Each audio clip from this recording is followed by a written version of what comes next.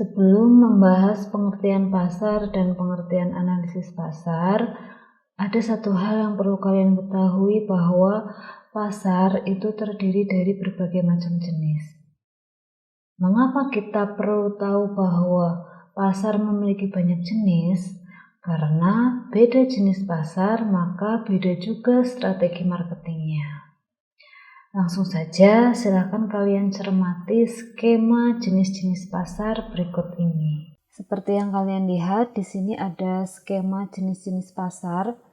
Pasar dibagi menjadi 5 kelompok. Yang pertama berdasarkan cara bertransaksinya, ada 3 jenis. Kemudian yang kedua berdasarkan wujudnya, ada 2 jenis. Kemudian yang ketiga berdasarkan motif pembelian, ada 5 jenis. Yang keempat berdasarkan luas jangkauannya, ada 4 jenis. Yang terakhir berdasarkan waktu terjadinya, ada 5 jenis pasar. Nah, sebelum kita mempelajari lebih lanjut lagi masing-masing jenis pasar ini, maka kita belajar dulu nih apa yang dimaksud dengan pasar. Masyarakat mengenal pasar sebagai tempat jual beli barang dengan jumlah penjual lebih dari 1. Misalnya pasar tradisional, pusat perbelanjaan, pertokoan, mal, plaza, dan sebutan lainnya. Sedangkan menurut kajian ilmu ekonomi, pasar merupakan suatu tempat terjadinya interaksi antara permintaan oleh pembeli dan penawaran oleh penjual dari suatu barang atau jasa tertentu. Nah, proses interaksi tersebut dapat menetapkan harga keseimbangan atau harga pasar dan jumlah yang diperdagangkan. Kalian sudah memahami pengertian pasar dalam kajian ilmu ekonomi. Sekarang mari kita bahas pengertian pasar dari sudut pandang ilmu pemasaran. Mungkin ada yang berpikir, loh emangnya beda ya? Kalau dalam kajian ilmu ekonomi, titik fokus yang dibahas adalah permintaan dari pembeli, penawaran dari penjual, dan harga keseimbangan yang tercipta. Sementara dalam ilmu pemasaran, titik fokusnya adalah siapa saja yang berkeinginan dan mampu untuk membeli produk tertentu dengan harga tertentu di pasar tertentu.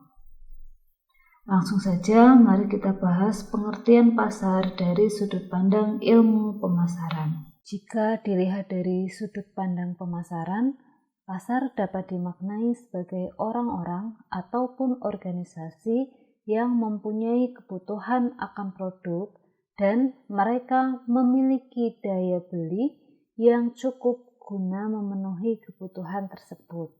Menurut pendapat umum, pasar adalah tempat bertemunya penjual dan pembeli untuk melakukan transaksi jual beli barang dan jasa. Jadi, secara sederhana dapat dikatakan bahwa pembeli dan penjual harus bertemu secara langsung di tempat yang dinamakan pasar. Namun, di zaman serba daring seperti sekarang ini, tempat bertemunya penjual dan pembeli tidak harus secara langsung. Transaksi jual beli tetap dapat mereka lakukan melalui media telepon ataupun internet. Dengan demikian, pengertian pasar dalam artian luas adalah salah satu dari berbagai sistem, prosedur, hubungan sosial, dan tempat usaha yang menjual barang, jasa, serta tenaga kerja baik secara langsung maupun tidak langsung dengan imbalan uang. Nah, uang yang digunakan untuk transaksi jual beli tersebut dapat berupa uang kartal, uang giral, kartu kredit, kartu debit, PayPal, dan berbagai macam dompet virtual seperti OVO, GoPay, dan lain sebagainya. Bagaimana? Apakah kalian sudah memahami pengertian pasar dalam artian luas? Kalau kalian masih bingung, Bomeni berikan contohnya ya biar kalian lebih mudah untuk memahami. Jadi tadi kan Bu Minik sudah menyebutkan, sudah menyampaikan bahwa pengertian pasar dalam artian luas adalah salah satu dari berbagai sistem, prosedur, hubungan sosial, dan tempat usaha. Nah, itu maksudnya bagaimana? Kenapa di situ disebutkan salah satu dari berbagai? Nah, seperti yang sudah kita bahas di awal tadi, yang ada di skema bahwa pasar itu kan terdiri dari banyak jenis. Nah, setiap jenis-jenis pasar itu tentunya memiliki sistem, prosedur, hubungan sosial, dan tempat usaha yang berbeda. Tergantung kalian belanjanya di pasar yang mana, maka pengertiannya juga berbeda lagi gitu. Misal kalian tuh belanjanya di Rita Supermall Purwokerto, pasar modern. Kalian belanja daging ayam. Dibandingkan dengan jika kalian beli daging ayam di pasar tradisional, misalnya pasar Segamas Purbalingga. Nah, kedua pasar ini memiliki sistem prosedur hubungan sosial yang berbeda. Kalau kalian belinya di pasar tradisional, maka sistemnya adalah kalian boleh menawar harga. Tetapi ketika kalian belanja daging ayam di pasar modern, sistemnya adalah harga pas, kalian nggak boleh nawar. Demikian juga dengan prosedurnya berbeda. Kalau di pasar modern, kalian itu self service, melayani diri sendiri. Kalian pilih beli daging ayam dada, kalian ambil ya yang ada yang sudah didisplay. Di situ kalian ambil, dimasukkan ke keranjang. Oh, mau dada. Di situ sudah dipisah-pisah, yang dada sendiri di styrofoam sendiri, yang paha di styrofoam sendiri. Nah, kalau sudah dimasukkan keranjang, kalian beli, kalian tinggal bayar menuju ke kasir gitu. Nah, kalau di pasar tradisional beda prosedurnya. Kalian kan bilang kan sama penjualnya, Bu, mau belanja, mau beli dada ayam ya 1 kilo. Oh ya Mbak, baru sama pembelinya sama penjualnya itu dipotong-potong kan dadanya itu ya, dipotong-potong terus ditawarin biasanya mau dipotong kecil apa gede nih.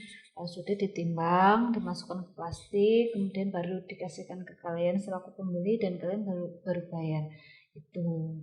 Ya, jadi beda. Demikian juga dengan hubungan sosial. Ketika kalian beli di pasar daring, tentu saja berbeda ketika kalian beli di pasar tradisional. Kalau di pasar daring, kalian kan nggak bisa lihat wajah dari pembelinya, nggak, maksudnya berinteraksinya itu kan nggak tatap muka secara langsung. Kalau di pasar tradisional bisa jadi kalian tuh sudah kenal sama penjualnya. Mungkin beliau itu tetangga kalian atau bahkan saudara kalian misalnya.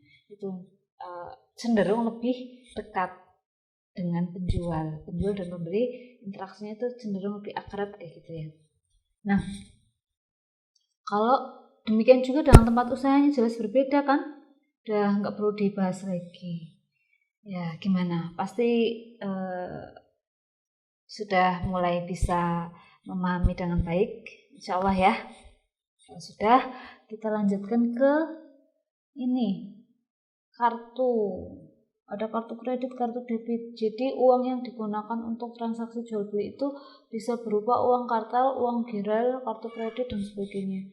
Uang kartal, uang giral itu apa sih Bu? Nah, uang kartal itu adalah uang yang biasa kita pakai sehari-hari, berwujud kertas atau logam gitu, yang ada nilai nominalnya di situ. Ya, sedangkan uang giral itu adalah uang yang biasanya berbentuk kartu misalnya gitu. Misalnya kayak kartu kredit, kartu debit, ATM tuh ya yang digesek-gesek biasanya kalau buat beli tuh tinggal digesek aja. Dan PayPal itu adalah pembayaran di internet. Kemudian kalau dompet virtual itu ya kalian pasti sudah tidak asing lagi kayak GoPay. Mungkin juga ada yang sudah punya saldo GoPay banyak.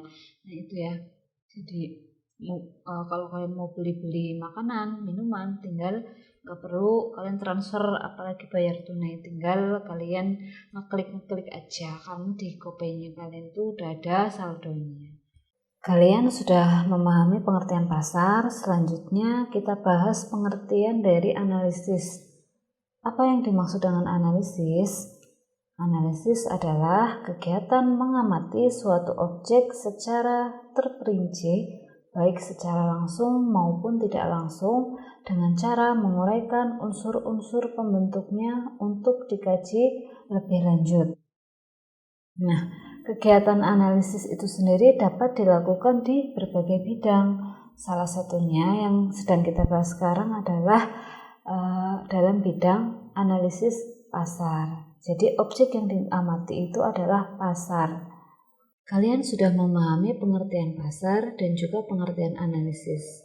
Sekarang mari kita simpulkan pengertian analisis pasar, yaitu suatu analisis untuk mempelajari berbagai masalah pasar. Mungkin ada yang bertanya, Bu, tadi Bu Menik menyampaikan bahwa analisis adalah kegiatan mengamati suatu objek secara terperinci dengan cara menguraikan unsur-unsur pembentuknya. Kalau dalam analisis pasar, objek yang diteliti kan pasar ya Bu. Lalu unsur-unsur pembentuk pasar itu apa aja? Baik, mengenai unsur-unsur pasar bisa kalian pelajari pada materi berikutnya. Bu Menik cantumkan link materinya di description box ya. Nanti silakan kalian pelajari.